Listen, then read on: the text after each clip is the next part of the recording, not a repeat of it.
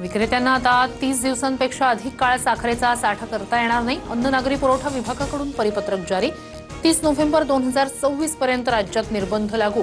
Ration दुकानांना नियम लागू नसणार. बुलढाण्यात स्मार्ट बाजारात साखर खरेदीवर निर्बंध. स्मार्ट बाजारात प्रतिव्यक्ती 1 किलो साखर मिळणार, तर खामगावात प्रतिव्यक्ती 2 किलो साखरेची मर्यादा. साखरेची किंमत प्रति किलो 70 ते 80 रुपयांवर. कांदा आणि साखर परवडणाऱ्या दरात देण्याचा दिल्ली सरकारचा निर्णय. नाफेडकडून कांदा खरेदी करून सर्वसामान्यांना देण्याचा निर्णय. काळा बाजार करणाऱ्यांवर छापे टाकून कारवाई करणार. नागपूरमध्ये तूर डाळ, तांदूळ आणि गव्हाच्या किमतीत वाढ. वाहतूक आणि मजुरांचा खर्च वाढल्यामुळे दर वधारले.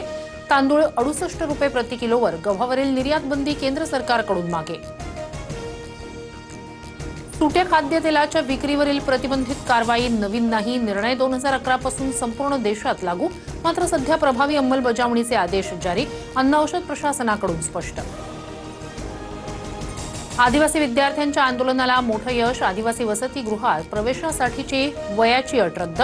मंत्री अशोक उईके यांच्या निवासस्थानी झालेल्या आदिवासी आमदार खासदारांच्या बैठकीत निर्णय.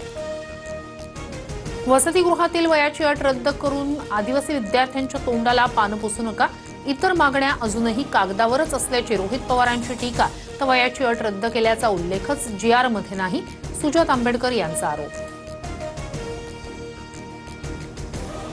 रामगिरी महाराजांना धमकावल्यास नेस्त नाबूद करू.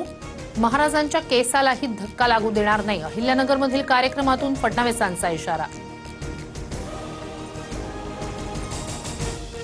मुख्यमंत्री कार्यालयाची 314 अधिकाऱ्यांवर करडी नजर. सूत्रांची माहिती, अनेक अधिकारी एकाच विभागात असल्याचं समोर. प्रत्येक विभागाची झाडाझडती होणार. पालघरच्या आश्रमशाळेतील मुलाच्या मृत्यू प्रकरणी SIT स्थापन. शाळेच्या किचनमध्ये त्रुटी आढळल्यानं नमुने तपासणीसाठी पाठवले. FDA कडून शाळा व्यवस्थापनाला तातडीनं सुधारणा करण्याचे निर्देश.